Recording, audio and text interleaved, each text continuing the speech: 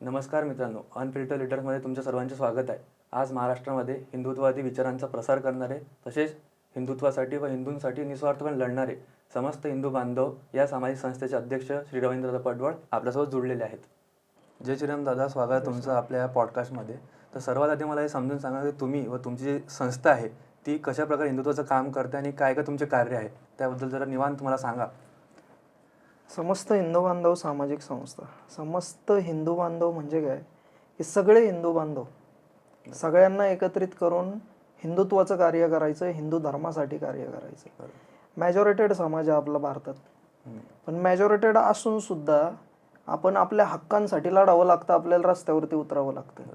त्यामुळे ह्या सगळ्या समाजांनी एकत्रित आलं पाहिजे, यांनी सगळ्यांनी एका छताखाली राहिलं पाहिजे.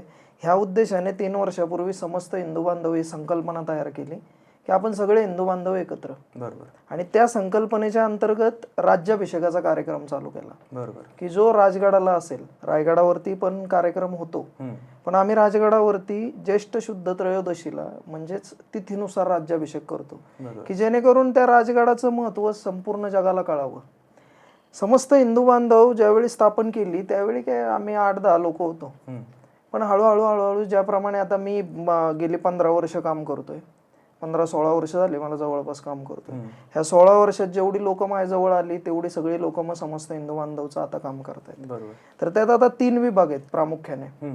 एक समस्त हिंदू बांधव गडदुर्ग सेवा समिती की जी गडदुर्गांसाठी काम करते, की जी आम्ही 10 वर्षापासून गड किल्ल्यांवरती जाऊन कामं करतो. त्यात आम्ही गड किल्ले संवर्धनाचं काम असेल, गड किल्ल्यांवरती स्वच्छतेचं काम असेल, गड किल्ल्यांसाठी स्वतंत्र महामंडळ स्थापन व्हावं म्हणून मुंबईला, कोल्हापूरला 2 वेळेस मुंबईला आंदोलनं मी केली. मुख्यमंत्री साहेब, माननीय पर्यटन मंत्री आपल्या त्या आंदोलनाला येऊन त्यांनी शब्द दिला की आम्ही येणाऱ्या काळात 100% स्वतंत्र महामंडळ स्थापन करू. त्यासाठी गड किल्ल्यांचा प्रश्न फार महत्वाचा आहे, खूप जास्त. कारण आपल्या महाराष्ट्रात वॉर फोर्ट भरपूर आहेत. एवढे वॉर फोर्ट जगभरात कुठेही नाहीत, एवढे वॉर फोर्ट आहेत आपल्याकडे. कारण आपण पहिल्यापासून मुळातच लढवई आहे, त्याच्यामुळे वॉर फोर्ट आहेत आपल्याकडे. आणि त्या वॉर फोर्टची हालत आता भयंकर खराब आहे. बरोबर. मग ती हालत सुधारावी म्हणून मी स्वतंत्र महामंडळाची मागणी सरकारकडे गेली कित्येक वर्ष करतोय. त्यासाठी गडदुर्ग सेवा समिती आपले काम करते, समस्त हिंदू बांधव. त्याचबरोबर विद्यार्थ्यांचे प्रश्न फार महत्वाचे आहेत, खूप जास्त. आणि पुण्यामध्ये तर जास्त, कारण की संख्या विद्यार्थ्यांची जास्त असल्यामुळे विद्यार्थ्यांची संख्या पुण्यात जास्तच आहे. त्याचबरोबर इतर ठिकाणच्या विद्यार्थ्यांना पण हिंदुत्व काय आहे, नेमकं का करायचं हिंदुत्व, बरोबर, किंवा तुम्हाला तुमच्या राष्ट्राप्रती तुम्ही काय देणं लागता हे जर विद्यार्थी दशेतच तुम्हाला कळालं ना तर तुम्हाला पुढं काम करायला अगदी सोपं जातं. काय झालं माहितीये का, याच्या अगोदरच्या ज्या विद्यार्थी संघटना होत्या ना जेवढ्या आपल्याकडं, त्या सगळ्या विद्यार्थी संघटनांनी पॉलिटिक्सच्या हिशोबाने विचार केला की पुढे चालून आपल्याला काय करायचं, तर आपल्याला योग्य पॉलिटिशियन्स घडवायचे. पण कुणी असा विचार नाही केला की आपल्याला योग्य क्रांतिकारक घडवायचे, आपल्याला समाजसुधारक घडवायचे, आपल्याला योग्य माणसं घडवायची आहेत, बरोबर, एक सुदृढ समाज तयार करायचा. ह्या हिशोबाने आपण इन्व्हेस्ट करूयात विद्यार्थी संघांमध्ये, पण यांनी नाही केलं. म्हणून एक समस्त हिंदू बांधव विद्यार्थी संघाची स्थापना आम्ही केली. जयेश साबळे म्हणून आमचे विद्यार्थी संघाचं काम बघतात, जयेश साबळे म्हणून. आणि आता काय महाराष्ट्रात पुणे, नाशिक, मुंबई आणि सोलापूरला आपलं काम आता सध्या चालू आहे विद्यार्थी संघाचं. बऱ्याचशा कॉलेजेसमध्ये काम चालू केलंय आपण, आता हळूहळू सगळीकडे काम चालू होईल. अशा प्रकारे कसं आहे, समस्त हिंदू बांधवचं काम आम्ही असं करतो. आणि माझ्यानंतरही कित्येक लोक आहेत की जी संघटना सांभाळतात. आता माझं स्वतः वैयक्तिक माझ्या पाठीमागं भरपूर कामं असतात. बरोबर. त्यात आता सोशल मीडियावरती असेल, ग्राउंड लेवलला असेल, केसेस असतील, बाकी बऱ्याचशा लोकांशी चर्चा करणं असेल, मी याच्यामुळे माझा वेळ जास्त जातो. मग त्याच्यामुळे संघटनेत एक दुसरी फळी पण आहे की जी संघटना पूर्णपणे सांभाळते. बरोबर, पूर्ण मॅनेजमेंट संघटना पूर्ण मॅनेजमेंट करते. आणि यात महिलांचं पण काही आहे समस्त हिंदू बांधवांमध्ये? समस्त हिंदू बांधव मध्ये महिलांची एक वेगळं स्थान आहे. आपली गडदुर्ग सेवा समिती अध्यक्ष जे आहेत ते महिला आहेत. अच्छा, ऋतुजाताई माने त्यांचं नाव. ऋतुजाताई माने. हो, ते गडदुर्ग सेवा समितीचं पूर्ण काम त्या बघतात. बरोबर. हा, आणि ते पूर्ण काम बघतो आणि नेमकं त्याच्यामध्ये काय करायचं, स्वच्छता झाली तर काय संवर्धन झालं, त्यानंतर रेस्क्यू टीम्स आपण तयार करतोय येणाऱ्या काळात. आणि सगळ्यात महत्वाचं म्हणजे आपल्याला स्वतंत्र महामंडळाची स्थापना करायची आहे म्हणून पुढची रणनीती आता सध्या चालू आहे आपली. सरकारकडून आतापर्यंत काही आलं का रिस्पॉन्स, काय वाटतं तुम्हाला? येतोय रिस्पॉन्स. आता मुख्यमंत्री साहेब लास्ट टाइम आम्हाला भेटले होते, त्यावेळेस मुख्यमंत्र्यांनी शब्द दिला होता की 3-4 महिन्यात आम्ही ते एस्टॅब्लिश करू म्हणून. त्याला किती दिवस झाले? आता त्याला वर्ष झालं. वर्ष झालं. मग आता तुमचं काय पुढचा काय प्लॅन? त्याच्यानंतर 3 मार्चला म्हणजे त्यानंतर लगेच 3 मार्चला आंदोलन केलं आम्ही. त्यावेळी माननीय पर्यटन मंत्री मंगलप्रभात लोढा साहेब भेटले. हो, तुमचा फोटो बघितला मी त्यांना. ते स्वतः बोलले की मी येणाऱ्या काळात मी महामंडळाची तयारी करून देतो. पण काय ना, महाराष्ट्रात इतरही काही संस्था आहेत की ज्या संस्थांची अशी इच्छा आहे की हा प्रॉब्लेमच राहिला पाहिजे. जसं आपल्याकडे कसं आहे, तुम्हाला एक छोटीशी गोष्ट सांगतो. राम मंदिर का नाही झालं पाहिजे ह्या गोष्टी पाठीमागं काही लोकांचं डोकं काय होतं की राजकारण चालू राहिलं पाहिजे, राम मंदिराच्या मुद्द्यावरती सातत्याने भांडता आलं पाहिजे आपल्याला, त्यामुळं राम मंदिर नाही झालं पाहिजे. असाच प्रॉब्लेम गड किल्ल्यांचा पण आहे. गड किल्ल्यांची कामं झाली नाही पाहिजे अशी काही संस्था आहेत, काही राजकीय लोक आहेत ज्यांचं म्हणणं आहे की गड किल्ल्यांसाठी आपल्याला गाळा काढता आला पाहिजे कायमस्वरूपी आयुष्यभर. जर गड किल्ल्यांचे प्रॉब्लेमच संपले तर कोण गाळा काढणार आहे? यांना कोण व्हॅल्यू देणार आहे? यांच्याकडे वैयक्तिक स्वतःचं असं काहीच नाहीये. यांच्याकडे फक्त काय आहे की गड किल्ल्यांची व्यथा आहे आणि ती त्यांना मांडायची. ती व्यथा जर पूर्ण झाली, गड किल्ल्यांचं कामच झालं. मुद्दाच नाही राहणार ना मांडायला. त्याच्यामुळे हे महामंडळ वगैरे अशा गोष्टींना ती लोक विरोध करतात, बरोबर, होऊ देत नाही. जसं तुम्ही आता सांगितलं की मला वैयक्तिक बरेच कामं असतात, खूप फोन येतात, लगेच खूप कामं असतात, तर कशा कशा प्रकारचे कामं तुम्हाला येतात? फोन्स येत असतील भरपूर, तर कशा कशा प्रकारचे तुम्ही कामं करता ते जरा सांगा. आता प्रामुख्याने काय होतं माहितीये का, लव्ह जिहाद हा एक फार महत्वाचा प्रश्न आहे आपल्या समाजात. आता फोपावत चाललेलं आहे. काय ह्या मुसलमानांना फंडिंग होतं यांच्या मदरस्यांमधनं, यांच्या मस्जिदींमधनं, आणि ह्या फंडिंगने त्यांना त्या बाईक्स घेऊन दिल्या जातात, त्यांना पैसे पुरवले जातात, त्यांना इव्हन रेस्टॉरंटमध्ये जाण्याचे पैसे सुद्धा त्यांना मदरसे आणि मस्जिद पुरवते. ज्याने हिंदू मुलीला फसवायचं आणि त्या मुलीला फसवल्यानंतर त्या मुलीवरती खर्च करायचा, ती पूर्ण फसल्याच्या नंतर तिच्याशी लग्न करायचं, आणि लग्न केल्याच्या नंतर तुम्हाला सगळ्यांना माहिती आहे की तिची परिस्थिती काय होते. एक तर ती मुलं पैदा करण्याचं मशीन बनवून राहते, नाही तर दुसरी गोष्ट तिचा खून केला जातो किंवा तिला मारून टाकले जाते. बऱ्याचशा घटना आता एवढ्याच समोर येत आहेत. तर ह्या सगळ्या घटना काय असतात, आता आम्हाला फोन आला की पळावं लागतं, बरोबर काय. तर त्यामुळे मला ती कामं करावी लागतात. बाकीचे इतरही प्रॉब्लेम आहे. ज्यावेळी गायींच्या पण गोतस्करी पण भयंकर प्रमाणात आता वाढतीये, तिलाही आळा बसत नाहीये. सरकार हिंदुत्ववादी असून सुद्धा तिच्यावरती कसल्याही प्रकारची ऍक्शन ते घेत नाहीयेत. तर मग अशा गाड्या पकडल्याच्या नंतर तिथंही जावं लागतं, कारण कधी कधी काय असतं, पोलीस मॅनेज होतात, बरोबर, पोलीस पैसे घेऊन गाड्या सोडून देतात. मग त्याचा परिणाम असं होतो की आम्हाला स्वतःला तिथं जावं लागतं, वेळ प्रसंगी आंदोलनं करावी लागतात आणि त्या गाड्यांवरती कारवाई करून घ्यावी लागते, बरोबर. असं बऱ्याचशा कामांमध्ये जावं लागतं. तर जसं तुम्ही सांगितलं पोलीस वगैरे, तर तुम्ही एवढं सगळं काम करता, तर पोलीस तुमच्या कामाप्रती असे पॉझिटिव्ह राहतात की निगेटिव्ह राहतात, की त्यांचा काय स्टँड, तुम्हाला सपोर्ट मिळतो की म्हणजे काही रिस्पॉन्स मिळतच नाही त्यांच्याकडनं, काय नेमकं? नाही, बऱ्याच अंशी काय असतं माहितीये का, ब्युरोक्राट जो आहे आपल्याकडे आता जेवढा काय आहे, जेवढे काय अधिकारी वर्ग आहे ना, त्यातले तुम्ही असं म्हणू शकता की 50%, 55% आपल्याला सहकार्य करणारे आहेत, आणि जे 40-45% आहेत ना, त्यांच्याकडनं कसलंही सहकार्य होत नाही. उलट आपल्याला त्रास कसा होईल याच्याकडे ते लक्ष देतात. जे धाराशिवचं प्रकरण आता सोशल मीडियावर ते प्रचंड व्हायरल होते. तो अधिकारी आहे का गुंड आहे हेच लोकांना कळत नाहीये. तो ज्या प्रकारे मारतोय ना, त्या प्रकारे गुंड मारामाऱ्या करतात काय. तर मग अधिकाऱ्यांनी ह्या गोष्टी जरा सांभाळल्या पाहिजेत. असे पण अधिकारी असतात की जे सहकार्य अजिबात करत नाही आम्हाला, बरोबर. असे कित्येक अधिकारी पण, आम्ही अधिकाऱ्यांचे अर्ज पण करत असतो प्राधिकरणात, असे काही अधिकाऱ्यांचे केलेले पण आहेत, काही घरी पण बसलेले आहेत. जसं तुम्ही एवढे सारे आंदोलन करता, सगळं लोकशाही पद्धतीचा मार्ग करून तुम्ही आंदोलन करता की हिंदुत्वासाठी लढता, पण तरी तुम्हाला कधी जेलमध्ये जायचा कधी प्रसंग आलाय का तुम्हाला? असा कधी अटक झाली किंवा तुम्हाला काही? ना, बऱ्याच वेळा आलेला आहे, बऱ्याच वेळा हा प्रसंग आलेला आहे. पण काय असतं माहितीये का, कधी कधी अधिकारी वर्गाशी तुमचं इतकं चांगलं असतं ना, फार मदत करतात. आता या FTIIचं जे प्रकरण झालं पाठीमागं, त्या प्रकरणाच्या वेळेस 100% जेलला जायची पाळी आली असती, पण अधिकारी वर्ग चांगला होता, ज्यांनी सहकार्य केलं आम्हाला. ज्यांना आरोपी कोण आहे हे कळालं, आंदोलक कोण आहे हे कळालं त्यांना. काय होतं, कधी कधी पोलिसांकडनं पण ह्या गोष्टी समजून घेणं फार गरजेचं असतं की आरोपी कोण आहे, ज्याच्या चुकीमुळे हे आंदोलन झालंय त्याला उचलणं जास्त गरजेचं असतं. आणि त्यावेळी पोलिसांनी जर ज्याच्यामुळे आंदोलन झालंय त्याला जर उचललं ना, तर मग इतर लोक आरोपी बनत नाहीत किंवा जेलला जायची त्यांची वेळ येत नाही. बाकी बऱ्याच वेळा पाहिलेलं आहे, त्याला काय हे नसतं. आम्ही जसं FTIचा प्रसंग झाला, असे आणखी काही प्रसंगाबद्दल जरा सांगा डिटेलमध्ये थोडं. अशा आणखी भरपूर सिम्बॉयसिसचं प्रकरण तुम्हाला माहिती असेल की सिम्बॉयसिसला तो जो लोंढे नामक जो तो प्राध्यापक होता, तो नालायक माणूस, हिंदू धर्म कसा वाईट आहे तर हे उदाहरणांनी सांगायचं की बाबा एक नाव चाललेली आहे, तो स्वतः हिंदू होता, तो स्वतः हिंदू आहे, स्वतः हिंदू. सेक्युलरिझम इतका मनात भरलेला आहे. बरं, माझा एक प्रश्न आज तुमच्या या ब्रॉडकास्टच्या माध्यमातून मी लोकांना विचारतो की एक गोष्ट मला सांगा की सगळ्या काही त्रुटी तुम्हाला हिंदू धर्मातच आढळतात का हो? म्हणजे सत्यशोधक समाज पण आमच्यातच जन्माला आलेत का? म्हणजे आमचंच सत्य शोधायचंय फक्त. इतर मुसलमानांच्यात तुम्हाला कधी प्रॉब्लेम्स दिसत नाही, ख्रिश्चनांच्यात तुम्हाला कधी प्रॉब्लेम दिसत नाही.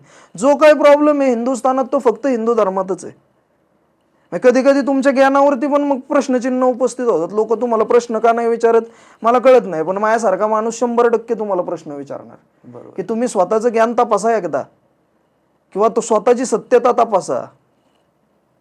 बरं, जी तुमची क्रेज आहे नक्कीच एका दिवसामध्ये होणं पॉसिबल नाही, कारण की ज्या प्रकारचे हिंदुत्वाचे स्टँड घेत आहेत, कामं करतायत, ते एका दिवसात असं लगेच करणं पॉसिबल नाही, कारण की याच्यामागे नक्कीच तुमचा मोठा संघर्ष राहिला. सुरुवातीला तुमच्यासोबत लोक नसतील, तुम्ही एकटे लढत असताल, मग हळूहळू तुमच्यासोबत लोक जुळले असतील, बरोबर. तर हा सगळा प्रवास आधीपासून तर आतापर्यंत कसे तुम्ही माणसं जोडलात, तर त्याच्याबद्दल जरा सांगा. नाही, कसं होतं माहिती आहे का, मी 10वी पर्यंत पुण्यात होतो शाळेला. कुठल्या शाळेत? मी समता विद्यालय उरुळी देवाची म्हणून हडपसरच्या पुढं शाळा आहे. मी त्या शाळेत म्हणजे जन्मालाच त्या गावात आलोय, त्याच्यामुळे तिथून पुढे शाळाही तिथंच झाली. पण 10वीला गेल्याच्या नंतर थोडंसं हिंदुत्वाच्या कामाची सुरुवात झाली. हिंदू राष्ट्र सेना त्यावेळी नवीन आली होती. नाही, गावात आमच्या हिंदू राष्ट्र सेनेची शाखा होती, त्यामुळं सुरुवात झाली हिंदुत्वाची. हिंदुत्व कळायला लागलं आणि मग तिथून पुढे जरा धावपळ चालू झाली आणि घरच्यांच्या नजरेत आलं ते की आपला मुलगा हुशार आहे. आणि कुठंतरी ह्या गोष्टीच्या नादी लागून त्यांनी कुठल्या तरी वेगळ्या मार्गाला जाऊ नये म्हणून मग त्यांनी मला तिथून काढलं आणि कॉलेजला नगरला टाकलं, श्रीरामपूरला. कुटुंबाचा सपोर्ट होता तुम्हाला त्यावेळेस? नाही, नव्हता. आता कसं, आता 30च्या आसपास वय झालेलं आहे, त्यांनाही माहिती आहे की आता संपूर्ण यांनी आयुष्य झोकून दिलंय, मग आता बोलून काय फायदा नाही, त्यामुळे आता काय बोलत नाही. पण आताही लागलेले असतात पाठीमागे, लग्न कर, माझं लग्न झालं, पर्सनल प्रश्न विचारायचा होता तुम्हाला, लग्न कर, पाठीमागं लाग, असं कायम चालू असतं त्यांचं. पण त्यावेळी काय असं सपोर्ट नव्हता. मग तिकडे श्रीरामपूरला गेल्याच्या नंतर कसं होतं, ज्या गावात मी अशोक ग्रामीण शिक्षण संस्थेचं कॉलेज होतं, ते ACS कॉलेज होतं, तर त्या कॉलेजमध्ये ऍडमिशन घेतलं 11वीला. कशामध्ये? सायन्स, कॉमर्स, आर्ट्सला. तर मग तिथं ऍडमिशन घेतल्याच्या नंतर तिथं काही मित्र मिळाले मला, माझ्यापेक्षा मोठे होते, सिनियर होते. म्हणजे ज्यावेळेस मी 11वी 12वीला होतो त्यावेळेस ते लास्ट इयरला होते.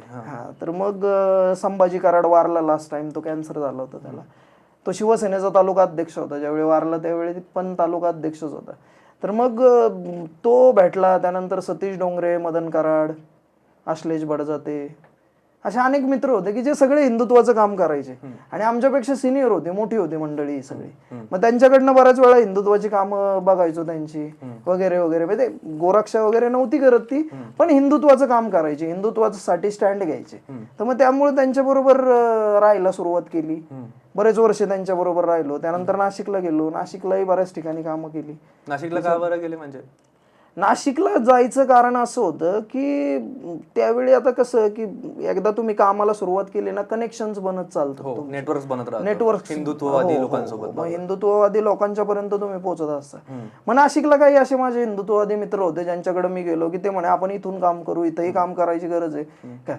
कारण श्रीरामपुरात थोडासा प्रॉब्लेम झाला होता त्यावेळी, करणाऱ्या लोकांची संख्या कमी होती, विरोधकांची जास्त झाली होती. मग अशा ठिकाणावरनं काय होतं, कधी कधी तुम्हाला सपोर्ट भेटत नाही, मग पोलिसांचाही त्रास होतो, इतर लोकांचाही त्रास होतो. तुमची सुरुवात असल्यामुळे आणि वय कमी होतं, जागा बदलणं फार गरजेचं असतं. समजा 20, 18, 19 माझ्यापेक्षा सुद्धा लहान, 20-1 वर्षांचा. मग तिथून जागा बदलून नाशिकला गेलो. मग नाशिकला काम चालू झालं, नाशिकला अनेक मित्र मिळत गेले. मग तिथून कामाची सुरुवात वाढली. मग थोडं थोडं थोडं थोडं करत करत मग एक अशी वेळ आली की जिथून असं वाटायला लागलं की आता शिक्षण तर होणार नाही. म्हटलं बस आता ग्रॅज्युएशन झालेलं होतं, तोपर्यंत पूर्ण केलेलं होतं मी, आर्ट्स मध्ये ग्रॅज्युएशन केलं. मग ग्रॅज्युएशन झालेलं होतं हळूहळू घरच्यांनाही कळालं होतं की आपण किती विरोध केला तरी याचं हे काम काय बंद होणार नाही. जिद्दी आहे. मग त्याच्यामुळे त्यांनी ते बंदच करून टाकलं विरोध. मग मी पुण्यात आलो. मग पुण्यात ज्यावेळी आलो तोपर्यंत 25-26च्या आसपास वय गेलेलो. बरोबर. तर मग पुण्यात तोपर्यंत मी सगळं फिरलेलो होतो, म्हणजे संपूर्ण महाराष्ट्र, हेच नेटवर्कमध्ये कामामध्ये. बरोबर. सगळं. मी ज्यावेळी पुण्यात आलो त्यावेळी मग 25-26 वर्षांचा होतो. मग हळूहळू तिथून सोशल मीडियावरती जास्त ऍक्टिव्ह झालो इतर भागात, कारण तोपर्यंत सोशल मीडिया जास्त पोपवलं होतं आपल्या इकडं. मग सोशल मीडियावरती मग इतर भागात ओळखी कामं चालू झाली. मग पुण्यातल्या भागात प्रामुख्याने कामं चालू झाली. त्याच्यात अशी वेळ आली की कोरोनाच्या काळात आम्ही दिल्लीला, हरियाणाला, डासना मंदिराला, यती नरसिंहानंद महाराजांपाशी पण जावं लागलं मला. तिथंही राहिलो मी काही दिवस. हरियाणाला राहिलो काही दिवस अभ्यासासाठी. त्यानंतर दिल्लीला राहिलो काही दिवस, म्हणजे भरपूर दिवस तिकडं पण गेले. त्यानंतर इथं आल्याच्या नंतर एक साबळे वाघेरी कंपनीची संभाजी बिडी माहिती असेल तुम्हाला. संभाजी बिडी होती मार्केटमध्ये, छत्रपती संभाजी महाराजांच्या नावाने बिडी विकत होता तो माणूस. तर तिच्या विरोधात आम्ही 5 दिवस उपोषण केलं पुरंदरच्या पायथ्याला, आणि त्याने त्या बिडीवरचं नाव काढलं. मग तिथून पुढं पुण्यात एक मीडिया सपोर्ट मिळाला. काम करत होतो आजपर्यंत, लोकांना माहिती नव्हतं, पण तिथून पुढे खऱ्या पहिलं जे तुम्हाला मिळालं ते त्याच्यापासून सुरुवात झाली. मग तिथून पुढे सुरुवात झाली तर मग मोठमोठे कार्यक्रम चालू झाले. पुण्यात येणं, आंदोलन करणं, बऱ्याचशा आंदोलनात सहभाग घेणं, लोकांना गोळा करणं, लोकांना विचार सांगणं, आणि लोकांना पटायचे विचार त्यावेळी. कारण काही इतिहास आणि इतिहासाबरोबर तुम्ही वर्तमानाला जर जोडून सांगायला लागले ना, ते फार महत्वाचं आहे. बरोबर. कारण विल्स्टन चर्चिल हा इतिहासकार होता फार मोठा, आणि तो कायम म्हणायचा की जे लोक इतिहास विसरतात ना, ते भविष्यात आणि वर्तमानात काहीच करू शकत नाही. तो भारताबाबत कायम तेच म्हणायचा. इतिहासापासून शिकून पुढे भारताचा एवढा गौरवशाली इतिहास आहे तरी भारत विसरलाय तो इतिहास, म्हणून आमचा गुलाम आहे, तो कायम म्हणायचा. आणि आपलाही तोच प्रॉब्लेम होतो. मग मी तिथून पुढे ना लोकांना इतिहास सांगायला लागलो की आपल्या कुठल्या लोकांनी काय बलिदान दिलंय, त्यांचं तुमच्यासाठी तुमच्या आयुष्यात काय योगदान आहे, काय स्वप्न त्यांचे होते, हे सांगायला लागलो त्यांना. लोकांना पटत गेलं, मग लोक जॉईंट होत गेले. अजून आपण फार मोठं काय केलंय अशातलं काय माहिती नाही आपल्याला, किंवा असं काय नाही पण आहे. कारण काय ना, भगतसिंग कायम काय म्हणायचे की 1000 1% मी काहीच केलेलं नाहीये आणि मरतोय. ह्या गोष्टीची प्रचंड खंत आहे मला, भगतसिंग कायम म्हणायचे ते. आणि कायम म्हणायचे की I will design my death, मरण कधी यावं हे फार महत्वाचं असतं. ते योग्य वेळेत आलं तरच त्याचा काहीतरी फायदा होतो, ते जर चुकीच्या वेळेत आलं त्याचा काहीच फायदा होत नाही. हे भगतसिंग कायम म्हणायचे की आम्हाला जे करायचं ना त्याचा 1000 सुद्धा आम्ही केलेलं नाही. मग आमचंही तसंच आहे, आम्ही जे केलंय ना ते काहीच नाहीये, शून्य. त्याचं मापन सुद्धा करता येणार नाही.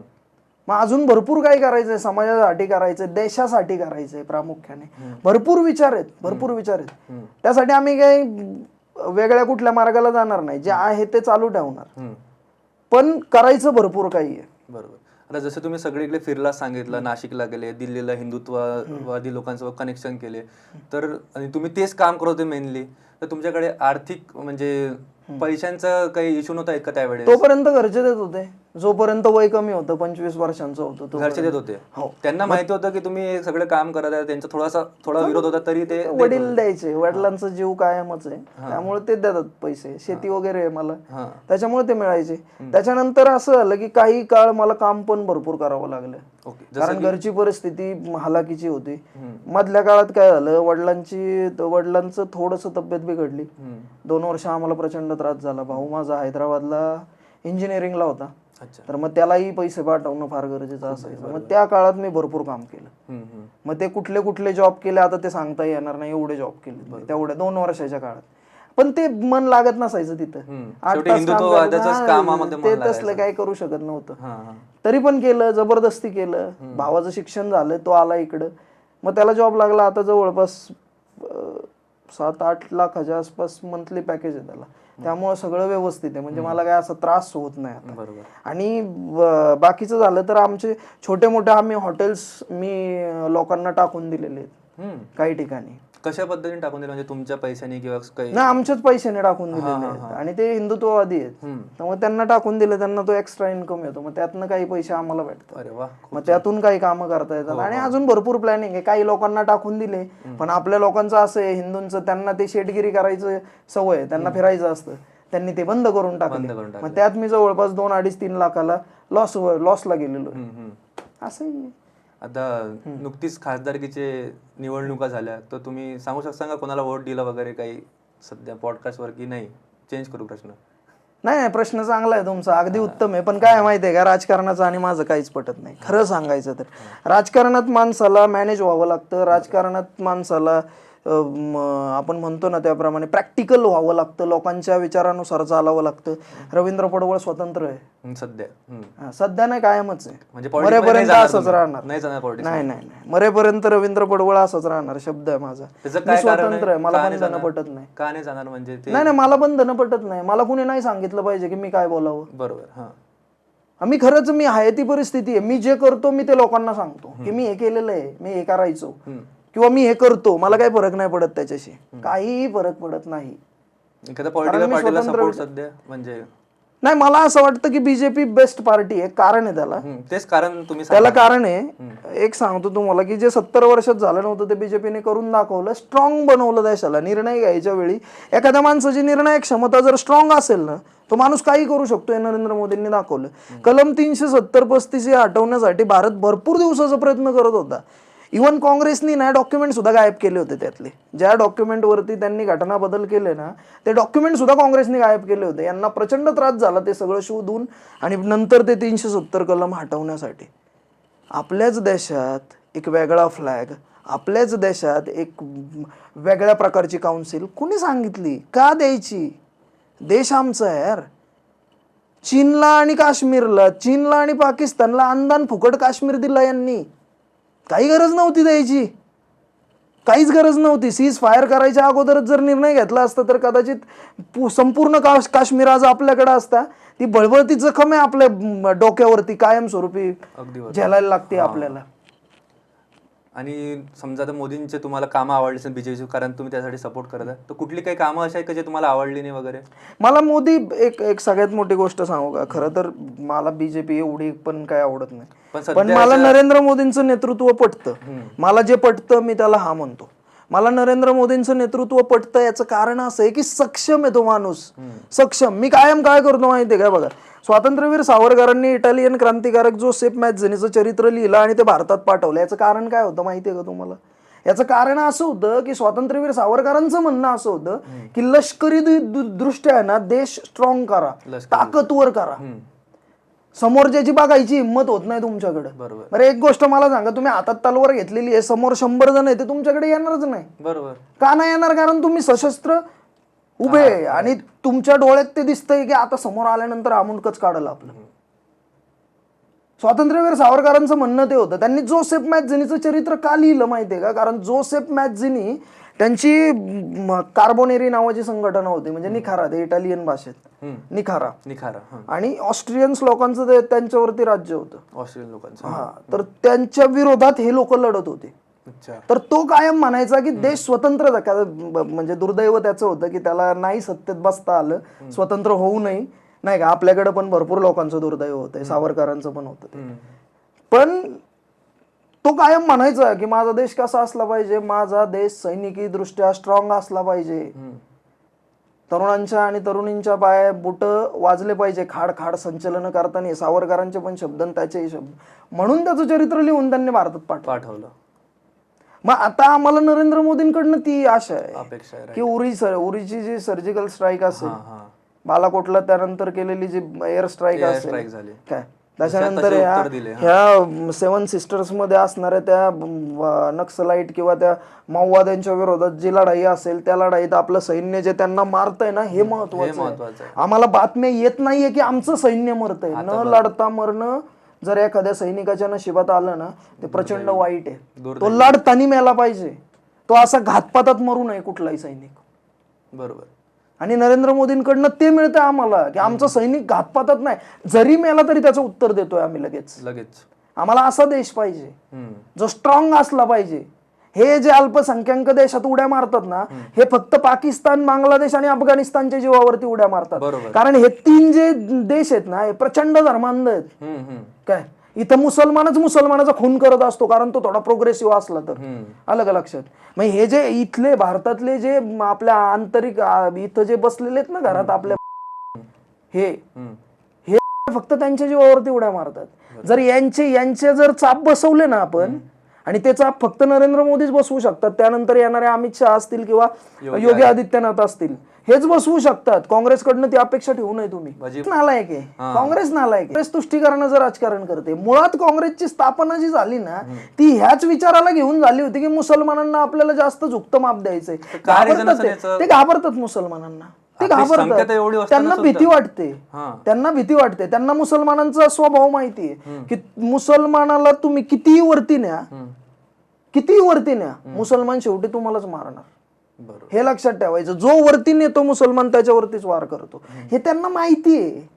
ते घाबरतात मुसलमानांना. महात्मा गांधी मुसलमानांना घाबरायचे, बरोबर, प्रचंड घाबरायचे. ते अहिंसा बिंसा सगळं थोतांडे, ते थोतांडे. तो बुरखा आहे फक्त लपायचा, की मी अहिंसा का पाळतो, कारण अहिंसा आपल्या पूर्वजांनी म्हटलेलं अहिंसा परमो धर्म. पुढचं सांग ना, धर्म हिंसा तथैवच, हे नाही सांगितलं. बरोबर, हे घाबरायचे, हे तो बुरखा घालायचे त्या अहिंसेचा, पण स्वतः गांधीजी प्रचंड घाबरायचे. आता काय काय एक्सपेक्टेशन आहे तुम्हाला बीजेपी गव्हर्नमेंट आता समजा येणार, त्याचे खूप चान्सेस वाटत आहे की काशीचं विश्वेश्वर सोडवा, सप्तसिंधू सोडवा. मला नाही वाटत सप्तसिंधू सोडवू शकतो आपण, पण काशीचं विश्वेश्वर सोडवा आणि सैनिकी दृष्ट्या इस्रायलच्या बरोबरला नेऊन बसवा भारताला. माझी हीच अपेक्षा आहे. आणि दुसरी एक गोष्ट की जी लोक कायम म्हणत असतात ना की आमची अर्थव्यवस्था इथं गेली, आमची अर्थव्यवस्था, भारत हा एक असा देश आहे, इथली अर्थव्यवस्था प्रचंड लवचिक आहे, खूप जास्त. जागतिक मंदीचा कधीच फरक आपल्या देशावरती पडत नाही ना, तो पडणार नाही, बरोबर, कधीच पडणार नाही. लवचिक अर्थव्यवस्था आहे, एकाच गोष्टीवरती अवलंबून नाहीये. आपण अमेरिका नाहीये की आपल्या इथं जागतिक मंदी आली की सगळेच बेकारी होतात. अहो, जागतिक मंदी तर आमच्या इथं ना एका कंपनीच्या गाड्यांचे 5-5, 10-10 लाख युनिट विकले जातात जागतिक मंदीत. असा आमचा देश आहे, फार लवचिक आहे आमची अर्थव्यवस्था. त्याच्यामुळे लोकांना सांगायची एक गोष्ट आहे की काय ना, तुम्ही लहानपणी पार्लेजीचा बिस्किटचा पुडा मी 3 रुपयाला खाल्लेला आहे, 2.5 रुपयाला खाल्लेला आहे, काय आता तो 10 रुपयाला झालाय. म्हणजे महागाई वाढली का? अहो, मी पण 20 वर्षांनी वाढलो ना, तुम्ही पण जास्त पैसे कमवताय ना, मी पण कमवायला लागलो ना. पूर्वी पगार होता 3,000 रुपये, आता पगार आहे 15,000 रुपये. सामान्य याला जो सामान्य काम करतो, गौंड्याच्या हाताखाली जी बाई जाते ती 500 रुपये रोज घेते, म्हणजे ती महिन्याचा पगार झाला तिचा 15,000 रुपये. मग तिला अफोर्डेबल आहे ना ते सगळं, बरोबर. मग कुठली महागाई वाढली? आणि ध्रुव राठी सारख्या भडव्यावरती विश्वास जर तुम्ही ठेवला तर एक दिवस तुमची बरबादी आहे. तो जर्मनीला राहतो, बरोबर, त्याला तिथली समाज व्यवस्था माहिती आहे, भारताची समाज व्यवस्था काय माहिती आहे त्याला? बरं, तो इतका अज्ञानी आहे की तो आहे ना त्या आपला जो पाठीमागे छत्रपती शिवाजी महाराजांचा जो एपिसोड त्यांनी बनवला त्याच्यात तो जो आदिलशाहीचा वजीर आहे त्याला महाराजांचा मित्र म्हणत होता. त्यांनी खूप चुकीची माहिती, म्हणजे स्पेसिफिक माहिती देऊन तो व्हिडिओ बनवला, पूर्ण त्याने सांगितलं. बरं, ज्या 91 कलमी बकरीचं तो दाखले देतो ना, ती 91 कलमी बकरीवरती तसंही कोणी विश्वास ठेवत नाही. शिवभारत जे छत्रपती श्री शिवाजी महाराजांच्या काळात कवींद्र परमानंदांनी त्यांच्या दरबारात बसून लिहिलं, तेच ऑथेंटिक डॉक्युमेंट आहे महाराजांच्या इतिहासाचं. कुठलं, परत एकदा सांगा? शिवभारत. हो. आता जसं कवींद्र परमानंद गोविंद नेवास्कर नावाच्या छत्रपती शिवाजी महाराजांच्या दरबारी इतिहासकारांनी लिहिलेलं आहे ते, त्याच्यामुळे ते ऑथेंटिक डॉक्युमेंट आहे, त्याच्यावरती तुम्ही विश्वास ठेवू शकता. ह्या अशा ध्रुव राठी बेटी नालायकांवरती विश्वास ठेवू नका. जसं मी तुमचे अनेक व्हिडिओ बघितली, तुम्ही म्हणता जय शंभूराजे जय हिंदू राष्ट्र. तर हिंदू राष्ट्राची तुमची काय नेमकी संकल्पना आहे? आणि तुम्ही लाईव्ह पण मागे बोलले की मला सांगायचं एक दिवस की काय माझी संकल्पना आहे हिंदू राष्ट्रात, ते तुम्ही सांगा. आणि हिंदू राष्ट्रामध्ये ते अखंड हिंदू राष्ट्र म्हणजे पाकिस्तान वगैरे जोडायचं तुमचं ते स्वप्न आहे की आपला भारतच हिंदू राष्ट्र व्हावं? नाही, माझं स्वप्न आपल्या भारतापुरतच आहे. मी काय ते पाकिस्तानला वगैरे इकडे घेणार नाही. मी त्यांना इकडे घ्यायचं म्हणजे त्यांच्यातले ते आणखी 20 कोटी घाण इकडे घ्यायचे, ते नको आहे घाण. आता ते आहे तेवढ्यातच आम्ही समाधानी आहे, पण आहे त्याला हिंदू राष्ट्र बनवा अशी माझी अपेक्षा आहे. का बनवा? त्याचा एक स्टेटस बनवा तुम्ही. धार्मिक स्टेटस काय आमचं? तर आम्ही हे राष्ट्र आपलं आत्ताचं आपलं सेक्युलरिझम आहे, तर आपल्याला आमचं धार्मिक स्टेटस हिंदू बनवायचं आहे. साला सगळ्या जगभराचं धार्मिक स्टेटस ज्याचं त्याचं त्याच्या धर्मावर नाही. आणि आमचा देश एकटाच असा आहे की जगातली सगळ्यात मोठी धर्मशाळा म्हणजे भारत. कोणी या, आओ जाओ घर तुम्हारा. मग हे कोणी सांगितलंय? त्याच्यामुळे माझी ती अपेक्षा आहे की हिंदू राष्ट्र असलं पाहिजे. कदाचित लोक बीजेपीकडनं फार अपेक्षा आहेत. आता जे बीजेपीला आम्ही निवडून देतोय ना, आम्हीच निवडून देतो, आम्हीच हिंदुत्ववादी आहे की आम्हीच रस्त्याला पळतोय, आमच्यामुळेच कामं होत आहेत, आम्हीच मुद्दे उचलून धरतोय.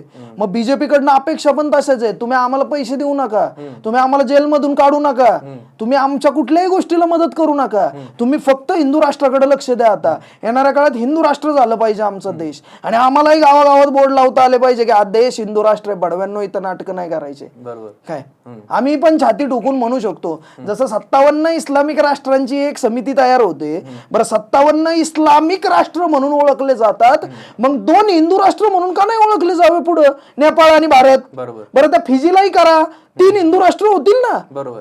हा, तुमची एक समिती का नको आहे? जगात हिंदूंनी जावं कुठं, आपल्या मग राष्ट्रात हिंदूंनी राहावं. कुठं जायचं? बरोबर. जर आज एका गोष्टीची जी अनामिक भीती कायम लोकांच्या मनात असते, हिंदुत्ववाद्यांच्या पण आणि सामान्य लोकांच्या पण, की येणाऱ्या काळात जर मुसलमानांचा टक्का वाढला आणि मुसलमानांनी जर कदाचित पंतप्रधान मुसलमान निवडून आला तर आम्हाला किती प्रॉब्लेम्स होतील, मग आम्ही जायचं कुठं? मग खरंच हा प्रश्न माझा बीजेपीला आहे, हा प्रश्न माझा सरकारला आहे, आणि हा प्रश्न ध्रुव राठींसारख्या भडव्यांना आणि त्या खोट्या कम्युनिस्टांना पण आहे. बरोबर. की आम्ही हिंदूंनी जायचं कुठं? आज आमचा एखादा मोहल्ला आहे, आमची एखादी समजा गल्ली आहे, मोहल्ला नाही म्हणता यायचं पण आमची एखादी गल्ली आहे की ज्या गल्लीत जवळपास 100 कुटुंब मुसलमान राहतात आणि 10 कुटुंब हिंदूंचे राहतात. तुम्ही कधीतरी त्या 10 कुटुंबांचा जाऊन इंटरव्ह्यू घ्या, त्या कुटुंबांना विचारा. कालच मला रात्री एक फोन आहे, लोहिया नगर म्हणून पुण्यातला एक भाग आहे, प्रचंड म्हणजे तिथं ना जवळपास 80% मुस्लिम आहे. त्या लोहिया नगर मधनं काल मला एक फोन आहे, ती मुलं मला भेटायला येणार आहे संध्याकाळी 7:30 वाजता. तर त्या मुलांचा असा फोन आहे की दादा आमच्या बायकांना बाहेरही बसता येत नाही, इतकी विचित्र परिस्थिती. हो, पुण्यात एवढे जास्त हिंदूंची पुण्यात एवढी संख्या असणाऱ्या आणि हिंदुत्वाचं माहेर घर असणाऱ्या पुण्यात. आणि देशाचं तर काय म्हणा, जर पुण्यातच हिंदुत्वाचं माहेरघर, पुण्यात हिंदुत्वाचं माहेरघर म्हणून सुद्धा जर पुण्यात ही परिस्थिती असेल तर इतर ठिकाणचं तर बोलूच नाही. बीड, बरोबर, धाराशिव, छत्रपती संभाजीनगर बोलायचंच नाही.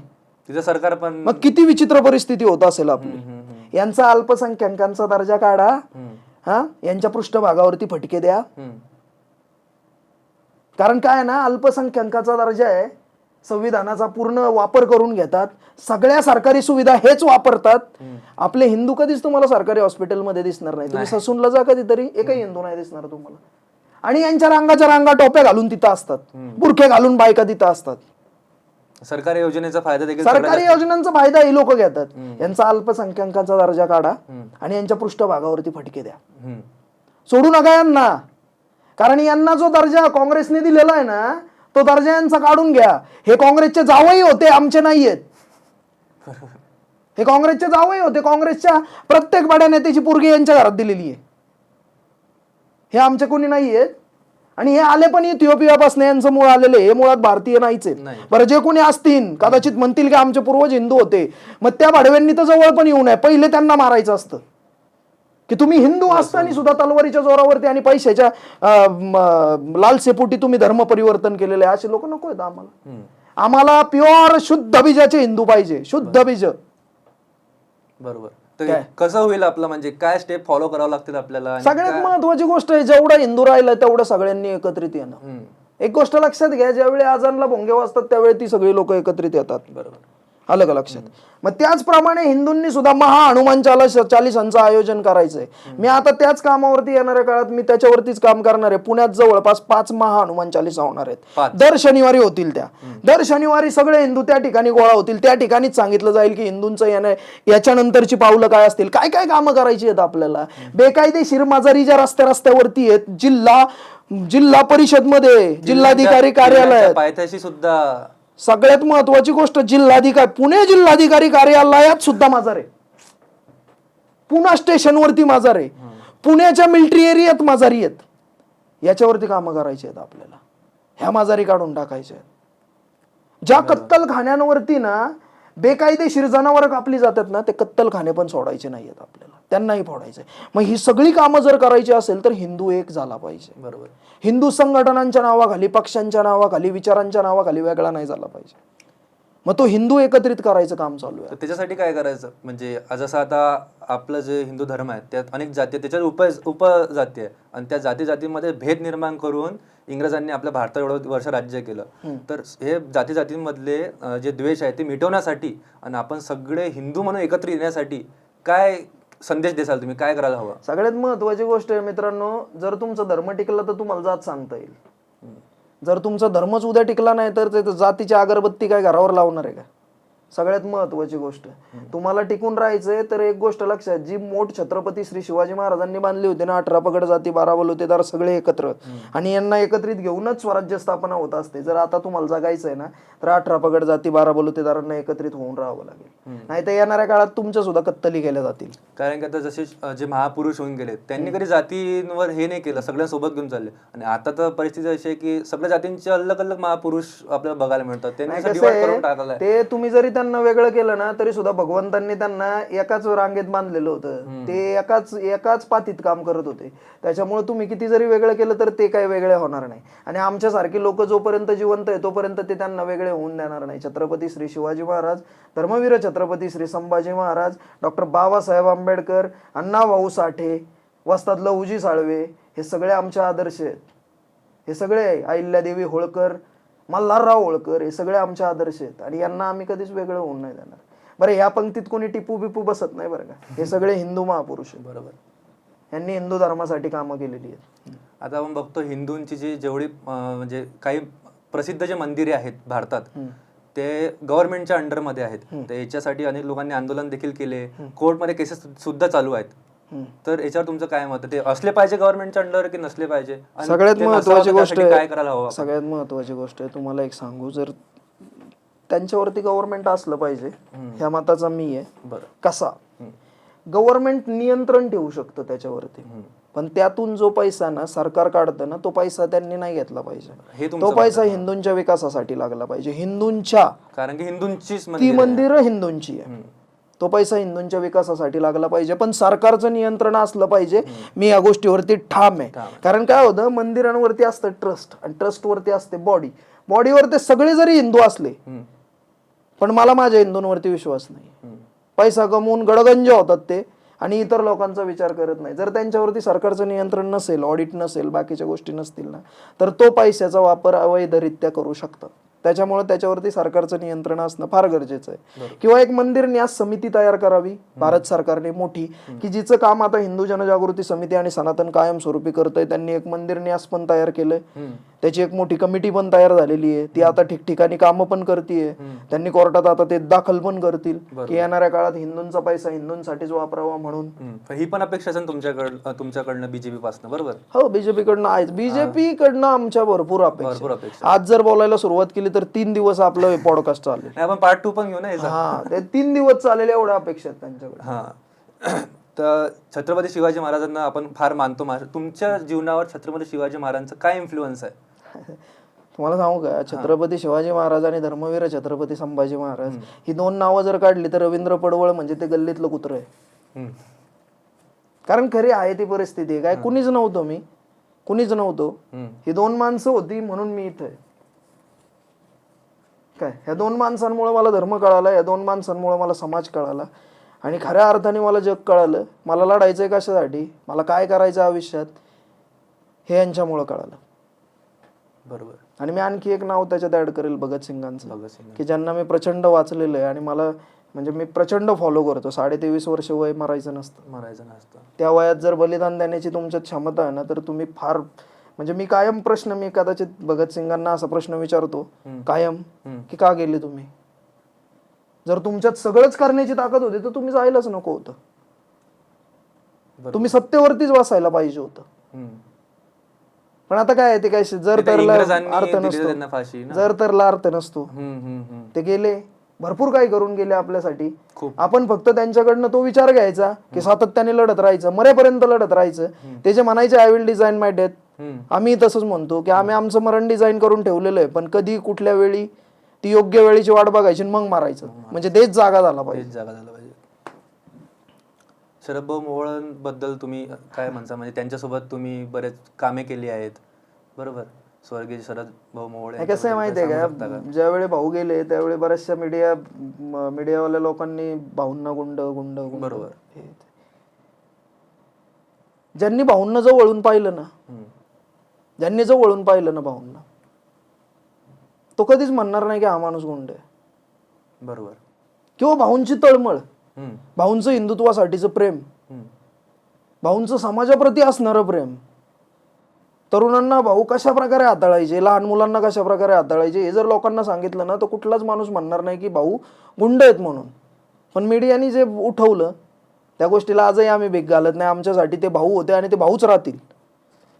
छत्रपती श्री शिवाजी महाराजांचा राजगडला जो राज्याभिषेक आम्ही करतो ना, पाऊस असताना सुद्धा दोघं नवरा बायको 2 वर्ष गडावरती. स्वाती वहिनींच्या बाबतीत पण मी कायम तेच म्हणेन, वहिनींच्या पायाचा प्रॉब्लेम असतो, पाय दुखतो त्यांचा, तरी सुद्धा गडावरती. आणि राजगड चढणं सोपं नव्हे.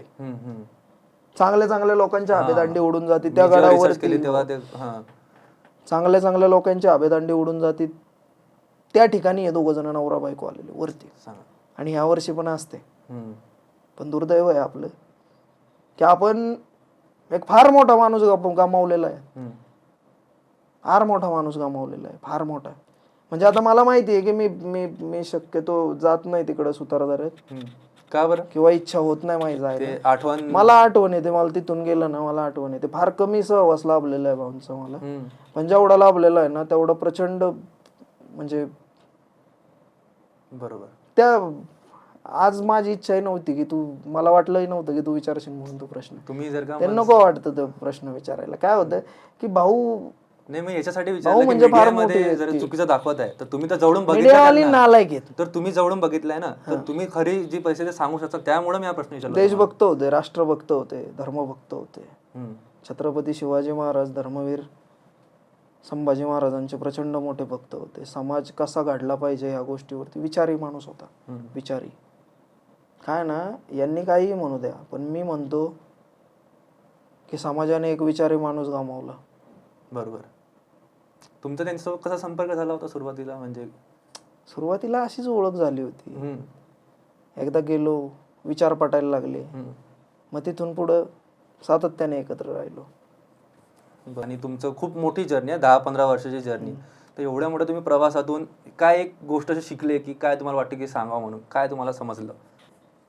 सगळ्यात महत्वाची गोष्ट काय माहिती आहे का, ह्या सगळ्या गोष्टीतनं किंवा आजपर्यंत जे मी काम करत आलो यातून एक गोष्ट शिकलो मी, राष्ट्र घडवावं लागतं. आणि ते घडवण्यासाठी ना 5-10 पिढ्या खर्ची पडाव्या लागतात. आपली पहिली जी पिढी गेली ना राष्ट्र तयार झाल्यानंतरची, ती पिढी चुकीची लागली आपल्याला. त्यामुळे मी आता तुम्हाला एक गोष्ट सांगेल की आता जे आपण कष्ट घेऊ ना, ह्या कष्टावरती आपलं पुढं राष्ट्र घडणार आहे. बरोबर. मी एवढंच सांगेल, याच्या पलीकडे तर काही जास्त सांगणार नाही. आता तुम्ही एवढी कामं करता तर काही निश्चितच खूप विरोधक पण असतील, काही तुमचे हेटर्स असतील, तर त्यांना तुम्ही कसं बघता, त्यांना तुम्ही काय म्हणू इच्छिता? निंदकाचे घर असावे शेजारी, तो असला ना काम जोरात होता. तो काय बोलत असला, तो त्याची ती कुत्सित नजर आपल्यावरती पडली की आपल्याला जास्त उत्साह येतो की बेटा आता याच्यापेक्षा मोठं काहीतरी करून दाखव. तुम्हाला वाईट नाही वाटत का दादा की हिंदूच लोक तुम्हाला जर का विरोध करत असतील तर? नाही, त्याचा त्रास होतो ना.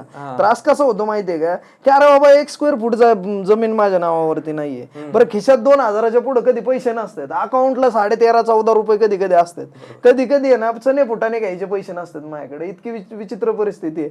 मग तुम्ही माझा विरोध का करता? काय मिळतं तुम्हाला ते करून? मला काय कळत नाही. त्यातून काय पैसे भेटणार असतील तर 100% करा. रोज सकाळी येऊन शिव्या द्या मला, काही हरकत नाही. पण त्यातून तुम्हाला काय मिळणारच नाही तर काय विरोध करता माझा?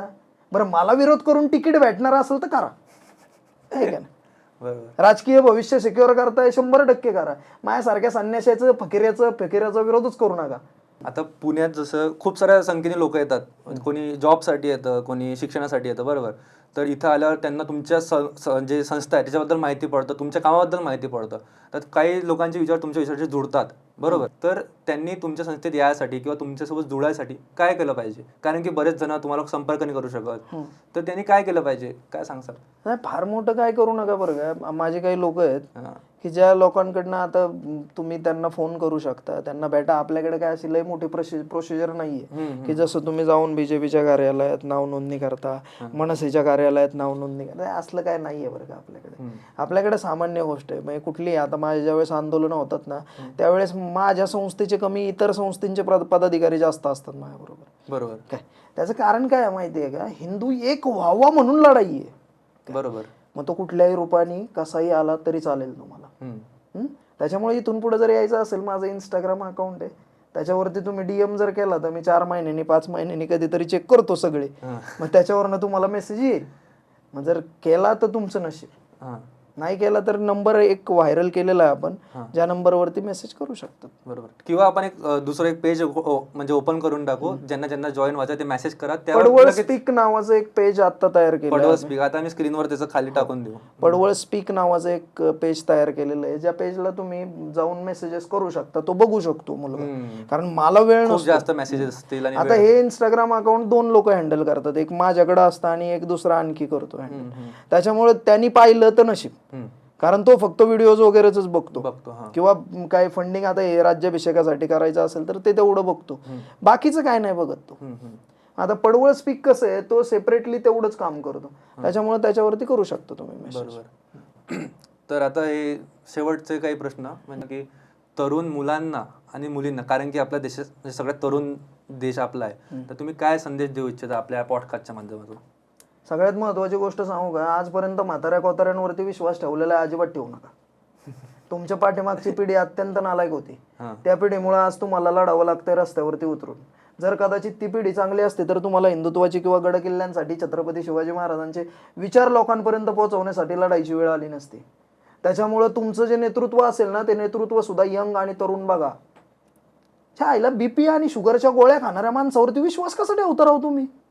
मग थोडी गोळी उशिरा जर खाल्ली तर तो थरथर कापणार आहे. मग तो काय निर्णय घेणार तुमच्या देशासाठी?